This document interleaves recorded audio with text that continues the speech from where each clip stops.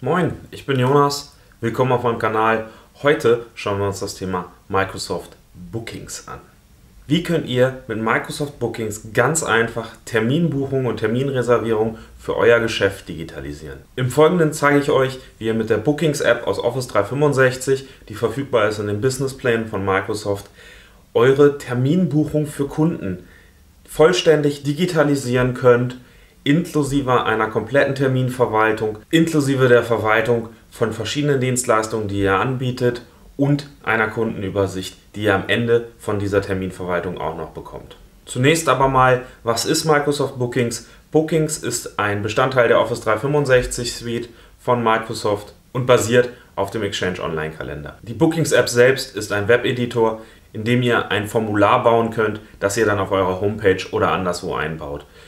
In diesem Formular können Endkunden dann zwischen verschiedenen Dienstleistungen Termine buchen, die automatisch so angezeigt werden, dass sie auch in euren Kalender passen und ihr verfügbares Personal dafür habt. Das ist ziemlich praktisch, weil ihr so wirklich euch keine Sorgen mehr darum machen müsst, wann kann wer irgendwie einen Termin wahrnehmen, sondern ihr könnt das komplett digitalisieren.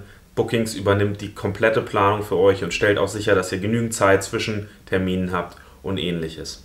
Außerdem informiert Bookings eure Kunden dann auch über die Buchungen, die sie getan haben, und ihr bekommt in der Bookings App auch eine Übersicht über alle Buchungen. Ihr könnt beispielsweise auch Umsätze damit hochrechnen, wenn ihr an eure Dienstleistung Preise dranhängt. Das Ganze ist ziemlich praktisch, ziemlich cool und kann in vielen Geschäftsbereichen sehr, sehr nützlich sein. Gerade in diesen Krisenzeiten, wo wir ja viel auf Terminbuchungen angewiesen sind, um besser den Kundenkontakt zu planen. Wie das funktioniert, zeige ich euch jetzt.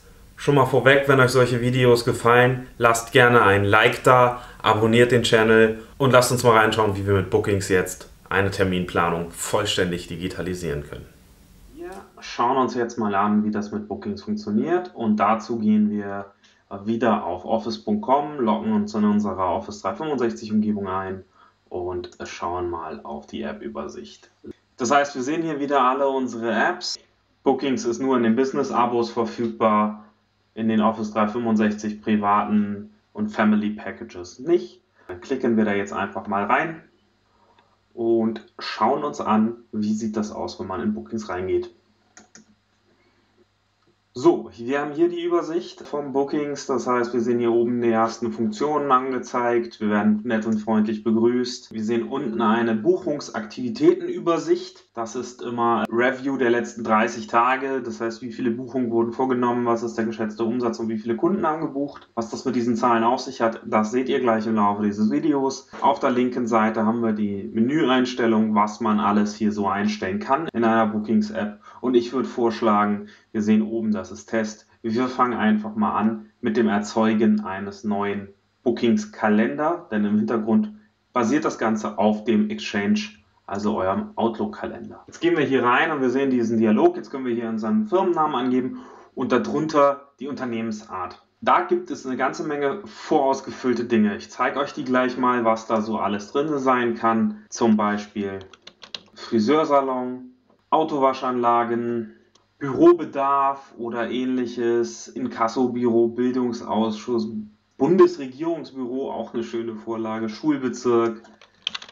Es gibt das Ganze für Schulen, verschiedene Schultypen, die man hier auswählen kann. Tanzschulen, Fahrschulen ebenfalls oder auch Bäckereien. Handwerk, Hobbys, Handwerksdienstleistungen, also ihr seht schon, es gibt eine ganze Menge Vorlagen. Diese Vorlagen variieren ein bisschen in dem, was sie euch schon voreingestellt mitbringen. Am Ende des Tages ist aber der Funktionsumfang von Bookings immer für jeden gleich. Das heißt, egal welche Vorlage ihr auswählt, ihr habt immer die gleichen Funktionen. Die Vorlagen bringen aber ein bisschen Einstellungen mit, vorausgefüllte Einstellungen, was Geschäftszeiten angeht, was die Dienste angeht, die ihr anbietet, was die Einstellungen, die vorausgefüllt sind, angeht. Aber prinzipiell sind diese Vorlagen nur eine Hilfe. Ihr könnt alles frei für euch konfigurieren. Deswegen lassen wir auch einfach die Unternehmensart mal weg und legen jetzt eine neue Firma an, die wir da nennen Mein kleines Gewerbe GmbH. Und dann wird für uns so ein Bookings-Kalender. Technisch bedeutet das, im Exchange wird ein Gruppenpostfach angelegt mit einem Kalender dahinter, in dem dann die Termine und die Buchungen gespeichert werden, angelegt. Den könnt ihr dann verwalten, sowohl über Outlook als auch über die Bookings-App. Wie das geht, zeige ich euch gleich im Verlauf. Wir sehen, es kommt die Meldung, der Buchungskalender wurde angelegt. Jetzt ist hier der Hinweis, verwenden Sie die Seite Mitarbeiter, um weitere Mitarbeiter hinzuzufügen, denn im ersten Step ist erstmal nur der ihn anlegt, also ich in dem Fall, hinterlegt. Wir haben also hier unsere Seite, mein kleines Gewerbe GmbH, angenommen. Wir haben mehrere Bookingskalender, weil wir verschiedene Dienste oder verschiedene Anwendungsszenarien haben. Dann könnt ihr hier eben über den Pfeil auf Öffnen gehen und dann seht ihr hier die ihr habt. Test, das ist das, was ihr gesehen habt, bevor wir angefangen haben. Und hier eben mein kleines Gewerbe. Und wenn ihr irgendwann mehrere haben solltet, kann man hier aussuchen. Und auch hier könnt ihr wieder einen neuen Kalender anlegen. Wir sind also jetzt auf dieser Übersichtsseite. Ich würde mal sagen, wir fangen mal mit etwas Einfachem an, wie den Unternehmensinformationen. Hier seht ihr schon, was man alles einstellen kann. Wir haben ja verschiedene Einstellungen. Zum einen ist oben der Firmenname, das ist auch der Name meines Kalenders. Mein kleines Gewerbe, ich sehe, da ist ein Tippfehler drin, das kann ich gleich mal korrigieren. Wir machen daraus Gewerbe und wir sehen, es ist auch hier dieser Tippfehler korrigiert. Dann können wir unsere Adresse angeben. Wir sagen mal direkt am Jungfernstieg und ihr seht, hier bekommt man jetzt auch schon Dinge aus der Bing-Suche vorgeschlagen. Das heißt, hier werden jetzt Adressen, die am Jungfernstieg sind, euch rausgesucht über Bing. Dann könnt ihr die Telefonnummer angeben eures Geschäfts. Ihr könnt angeben, wohin die E-Mails, wenn ein Kunde euch eine E-Mail bei der Buchungsregistrierung schickt, geschickt werden, an welches Postfach. Im Standard ist das das Postfach von dem, der den Buchungskalender eingelegt hat. Ihr könnt hier aber auch eine Info-Ad angeben.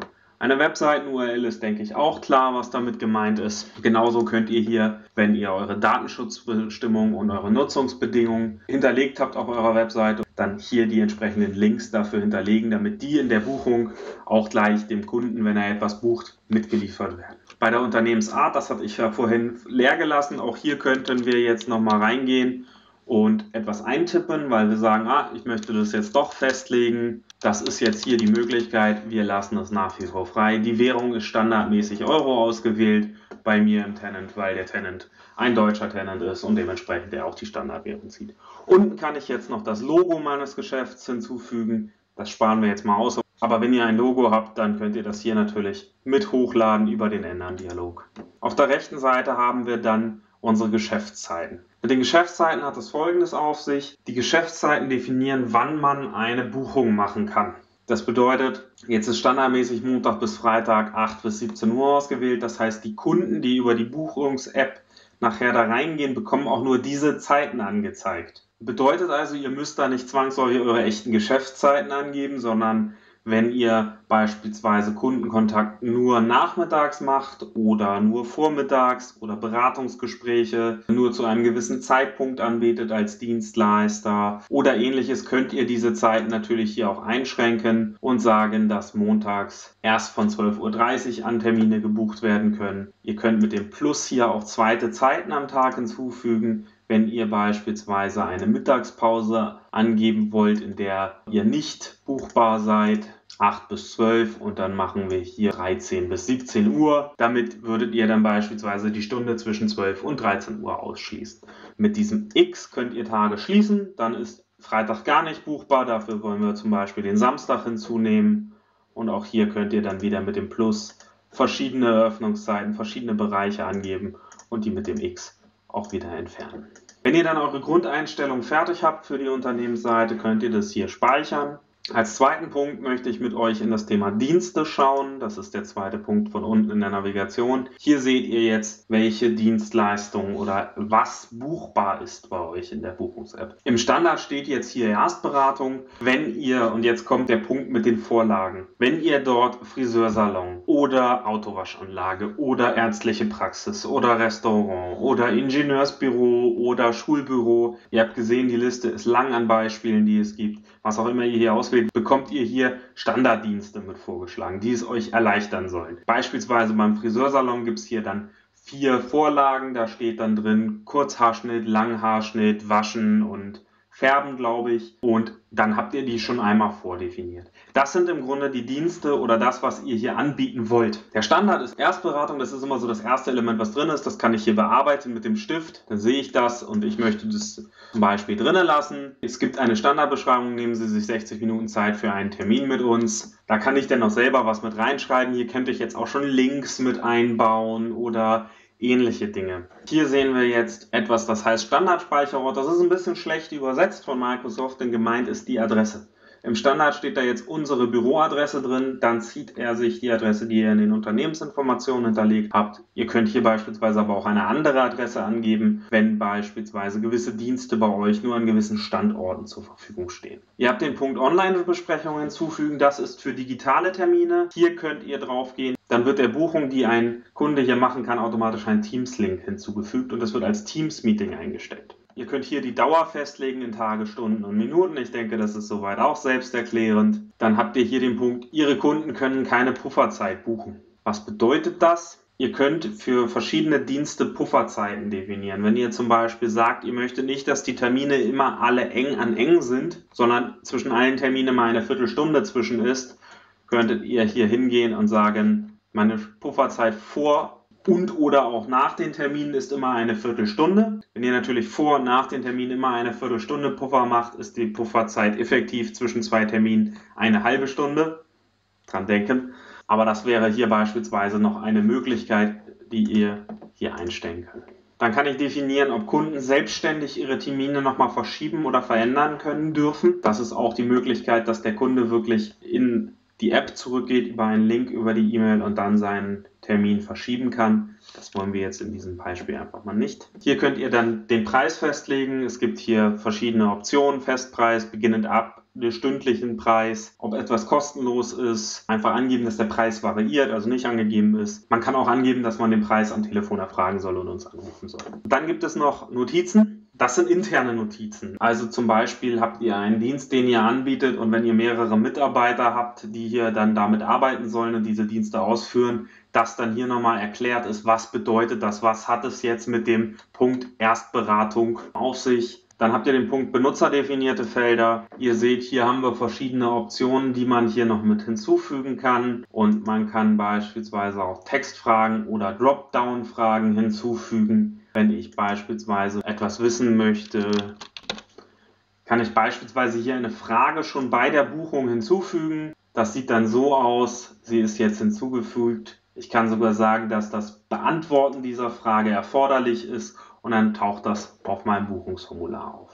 Dann gibt es die Erinnerungen, die wir hier definieren können. Das sind quasi die Erinnerungs-E-Mails, die dann vorher an den Kunden verschickt werden. Wir können hier definieren, wie weit im Vorfeld das passieren soll, an wen soll diese Erinnerung gehen, an den Kunden. Die zweite Erinnerung hier ist die Erinnerung an meinen Mitarbeiter. Ich kann also definieren, dass sowohl mein Kunde als auch ein Mitarbeiter einen Tag vor dem Termin eine Mail-Erinnerung bekommt. Dann gibt es die Möglichkeit, zusätzliche Informationen zur E-Mail-Bestätigung der Buchung hinzuzufügen. Auch hier wieder kann man Links, einen eigenen personalisierten E-Mail-Text oder ähnliches einfügen, was auch immer ich meinem Kunden bei der Buchung noch mitteilen möchte. Dann haben wir die Veröffentlichungsoption, die definiert, ob ein Dienst gerade auf der Buchungsseite freigeschaltet ist. Hier habt ihr die Option für die Online-Terminplanung. Hier könnt ihr sagen, ich möchte meine Unternehmensstandards anwenden oder für diesen Dienst beispielsweise auch eigene. Dann ist das Feld hier unten bearbeitbar. Ansonsten zieht er das aus den Standardeinstellungen und die Standardeinstellungen zeige ich euch gleich auch noch.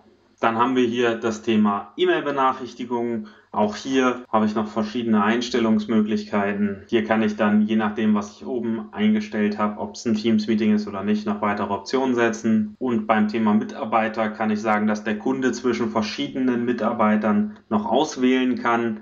Ihr habt vielleicht oben rechts gesehen, hier steht Mitarbeiter zuweisen. Dieser Dienst ist aktuell nur mir zugewiesen, weil es aktuell nur mich als Mitarbeiter gibt. Wenn ihr mehrere Mitarbeiter habt, könnte man diese Option hier noch aktivieren oder deaktivieren. Als letzten Punkt unten haben wir die Verfügbarkeit. Hier ist definiert, unter welchen Bedingungen man buchen kann. Allgemein Standardeinstellung ist, dass Mitarbeiter buchbar sind, wenn die Kalender dazu frei sind. Wir speichern die Einstellung jetzt mal und wollen mal schnell einen zweiten Dienst hinzufügen. Wir wollen das Ganze als Online-Besprechung machen. Die Standarddauer ist ein halber Tag. Maximale Teilnehmer kann ich hier für Online-Termine jetzt noch festlegen. Da sagen wir 5. Der Preis, dafür ruft man an, dann definiert man das. Dann definieren wir in den Notizen, was brauche ich dafür. Benutzerdefinierte Felder brauche ich keine. Eine E-Mail-Erinnerung einen Tag vorher finde ich praktisch. Wir verzichten auf Texte, auf die anderen Optionen und speichern das. So, jetzt habe ich 2 Dienste hier mal hinzugefügt. So ähnlich kann das dann aussehen. Kommen wir auf den Punkt Mitarbeiter. Hier kann ich jetzt weitere Mitarbeiter hinzufügen. Ihr seht, im Standard bin ich schon hinterlegt. Hier könnte ich jetzt noch meine Telefonnummer pflegen. Hier kann ich jetzt weitere Mitarbeiter hinzufügen. Ich kann sogar für die Mitarbeiter unterschiedliche Verfügbarkeitszeiten, also beispielsweise Arbeitszeiten eingeben. Ich kann einen Farbcode wählen, Initialen vergeben. Ich kann die Person dann aus meiner Organisation heraussuchen. E-Mail-Adresse, Telefonnummer ist, denke ich, soweit klar. Buchungsseite. Hier kann ich jetzt so eine Buchungsseite bauen. Ich habe hier verschiedene Anpassungsmöglichkeiten. Zum einen kann ich ein Farbschema auswählen. Hier gibt es verschiedene vordefiniert. Ich kann aber beispielsweise auch ein benutzerdefiniertes Farbschema für meine Organisation. Da verzichten wir jetzt mal drauf, aber dann könnt ihr auch eure eigenen Farbcodes hier angeben. Das Firmenlogo, wenn ich es hochgeladen habe, wird auf der Buchungsseite mit angezeigt. Auf der linken Seite habe ich Einstellungen. Hier kann ich definieren, ob man zum Buchen eines Termins ein Konto bei Microsoft haben muss.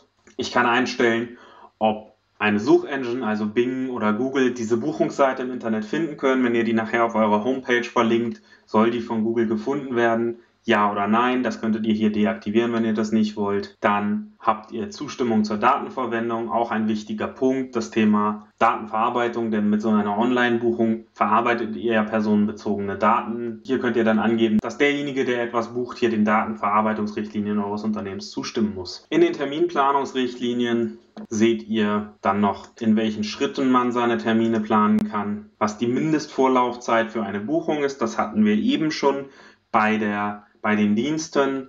Da kann ich eben das definieren, was mein Standard in den Unternehmen ist. Beispielsweise eine Mindestvorlaufzeit von 24 Stunden und maximale Vorlaufzeit von einem Jahr. Hier aufpassen, die Mindestvorlaufzeit ist in Stunden angegeben, die maximale Vorlaufzeit in Tagen. Da muss man dran denken, wenn man das hier entsprechend eingibt. Hier könnt ihr dann die E-Mail-Benachrichtigung einstellen. Ihr könnt angeben, ob derjenige, der etwas bucht, einen Mitarbeiter auswählen kann. Das ist natürlich die Frage, ob ihr verschiedene Mitarbeiter angegeben habt und die den Diensten zugewiesen sind. Wenn ja, können die Leute, die buchen, hier auch ihren Mitarbeiter auswählen. Hier unten könnt ihr für die Verfügbarkeit dann auch noch die Standardeinstellungen auswählen. Und es gibt hier drunter noch den Punkt, andere Verfügbarkeiten für einen Datumsbereich festlegen. Das sieht denn so aus, dass es dann beispielsweise zu Betriebsferien oder zur Urlaubszeit könnt ihr hier dann abweichende Verfügbarkeiten angeben. Damit habe ich eigentlich die Grundeinstellung meiner Buchung. Ich veröffentliche das Ganze jetzt mal. Dann bekommt ihr hier einen Link angezeigt, über den kommt ihr direkt auf diese Buchungsseite. Wie das aussieht, zeige ich euch in einem kleinen Moment. Vorher lasst uns einmal nochmal in den Punkt Kalender springen. Hier habt ihr jetzt den Kalender. Ihr seht, der ist leer. Da drinnen bekommt ihr dann alle eure Buchungen angezeigt und könnt dann quasi auf einen Blick in der klassischen Kalenderansicht erkennen, wo sind welche Buchungen. Wenn ihr die Dienste Mitarbeitern zugewiesen habt und die Mitarbeiter mit Farben gekennzeichnet habt, seht ihr im Kalender dann in den unterschiedlichen Farben auch die Termine und habt so gleich einen Blick dafür, welche Mitarbeiter wann welche Termine haben. Ziemlich praktisch, gerade wenn man mit größeren Teams sich hier organisiert. Ansonsten habt ihr die klassischen Outlook-Funktionen der Ansicht, die ihr hier durchschalten könnt. Was ihr im Kalender auch machen könnt, ist der Punkt Buchungen. Ihr könnt hier oben auch manuelle Buchungen hinzufügen. Das heißt, wenn jemand beispielsweise per Telefon bei euch einen Termin buchen wollt, aber ihr wollt alles zentral in Bookings verwalten, dann könnt ihr über genau dieses Menü auch hier diese Termine anlegen. Ihr seht, ich habe jetzt Demo ausgewählt. Und jetzt könnt ihr hier die Kundendaten angeben, ihr könnt angeben, wie die Einstellungen sind. Ihr könnt dann hier quasi diese Buchung im Kalender eintragen, sodass sie dann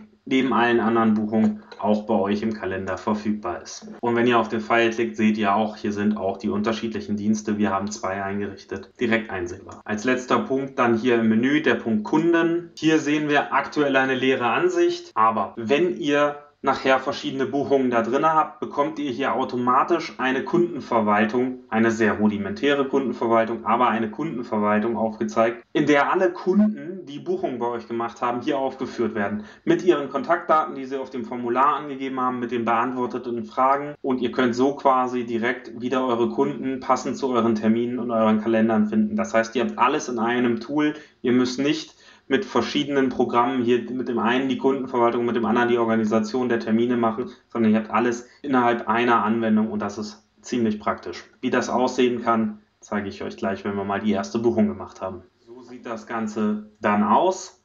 Wir sind jetzt auf der Buchungsseite von meinem kleinen Gewerbe. Das habe ich euch ja eben gezeigt, was wir angelegt haben. Hier oben habe ich jetzt die Dienste, die zur Verfügung stehen. Ihr seht es mit genau den Angaben, das heißt der Dauer und der Preisangabe. Ihr seht auch hier, dies ist eine Online-Besprechung. Ihr seht also gleich, was ist das für eine Art von Dienst. Ihr könnt das dann auswählen, bekommt dann den Kalender angezeigt und könnt hier quasi in den verfügbaren Zeiten, ihr seht jetzt im März ist da nichts mehr buchbar. Der frühestmöglichste Termin ist der 1. April. Ihr könnt also hier jetzt dann zu den entsprechenden Zeiten in dem Kalender etwas buchen. Wir wählen mal einen aus, dann habt ihr hier die Zeitslots, könnt euch einen auswählen, müsst unten dann eure Daten angeben und könnt diesen Termin dann buchen. Oder wenn ihr die Erstberatung auswählt, dann habt ihr hier ebenfalls wieder die Möglichkeit zu buchen zu verschiedenen Zeiten. Und hier seht ihr auch, unten haben wir eine Zusatzfrage angegeben gehabt. Ihr erinnert euch, die müsst ihr jetzt hier mit auswählen. Hier sind die Antwortoptionen und auch dann könnt ihr hier wieder eure Buchung abschicken für den entsprechenden Dienst, den ihr buchen wollt. Wenn ihr dann gebucht habt, bekommt ihr diese Bestätigungsseite angezeigt.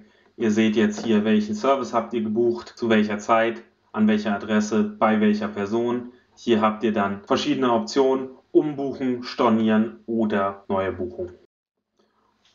Und so sieht das Ganze dann in einer Outlook-E-Mail aus, die ihr bekommt. Ihr bekommt also diese Bestätigungs-E-Mail an eure E-Mail-Adresse geschickt, mit der ihr bucht. Ihr könnt das gleich in euren Kalender eintragen. Ihr seht hier nochmal die Zusammenfassung, wann, wo, was, und habt hier auch direkt unten den Link, wenn ihr nochmal was ändern wollt. Und seht auch unten gleich die Adresse. Jetzt sind wir wieder zurück im Kalender. Wir sehen, der März ist immer noch leer, aber der Termin, den ich eben beispielhaft gebucht habe, der war ja im April. Und wenn wir jetzt hier hingehen, wir sehen hier am 30. April habe ich sogar 2 Buchungen, weil ich gerade zweimal einen Termin gebucht habe, um euch zu zeigen, wie das funktioniert. Ich zeige euch jetzt gleich nochmal, wie das aussieht, wenn man wirklich viele Termine da drin hat, mit verschiedenen Mitarbeitern, wie das dann aussehen kann und auch, was auf der Startseite der untere Buchungsaktivitätenbereich eigentlich bedeutet und wie es aussehen kann.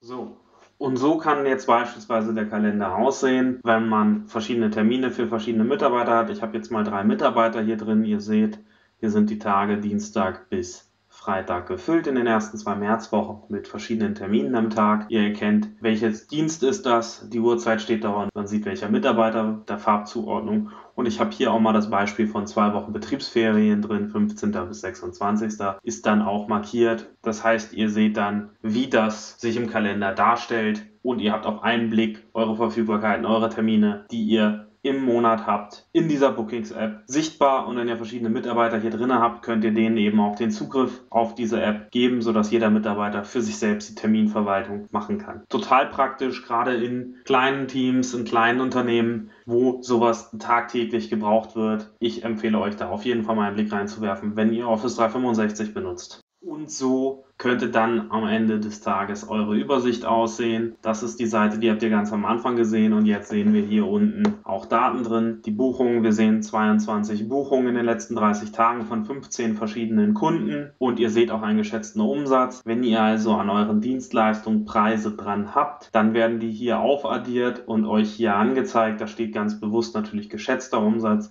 aber damit lässt sich auch so ein bisschen sehen, was habt ihr in den letzten 30 Tagen, wenn diese Termine denn zu diesen Preisen stattgefunden habt, ungefähr eingenommen. Sehr praktisch natürlich zur Übersicht, um ein Gefühl dafür zu kriegen, was da eigentlich passiert ist. Und als letztes wollen wir dann einmal nochmal in die Kundenansicht schauen. Hier sehen wir jetzt meine verschiedenen Kunden, die Buchungen bei mir vorgenommen haben. Die Daten werden hier gespeichert. Ich sehe sie, ich kann hier durchklicken und die Kontaktdaten einsehen. Ich habe jetzt überall nur E-Mail-Adressen drin, aber im Grunde, wenn jetzt noch Telefonnummern und Co. gefragt sind, finde ich hier dann meine Informationen zu den Kontakten, um beispielsweise einen Rückruf zu tätigen oder einen Termin zu verschieben, habe ich dann hier direkt auch meine Kundenübersicht passend zu meinen Terminen.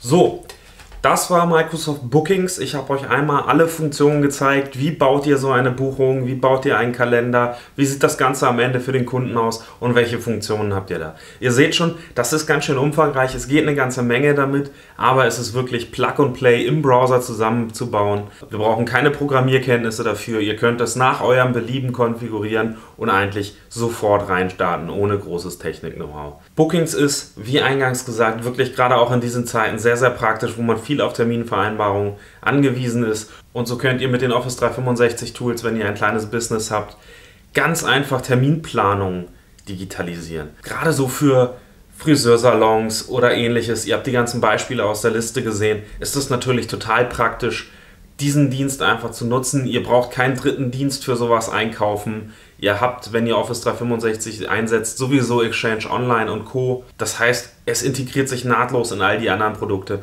und das ist aus meiner Sicht ziemlich praktisch und macht auch eine ganze Menge Spaß. Wenn euch jetzt dieses Video gefallen hat, lasst bitte ein Like da, abonniert den Kanal und schreibt mir sehr gerne in die Kommentare, ob ihr Bookings verwendet, wie ihr Bookings findet, wo ihr findet, dass Bookings vielleicht auch noch verbessert werden kann, wo ihr noch nicht so ganz mit klarkommt. Aber auch wenn ihr Fragen habt, lasst mir die gerne da. Ich versuche darauf zu antworten. Und dann sehen wir uns beim nächsten Video, wenn ich euch die nächste App aus Office 365 vorstelle. Und mir bleibt nur zu sagen, danke fürs Schauen des Videos, danke fürs Liken. Also dann, wir sehen uns. Bleibt gesund. Tschö mit Ö.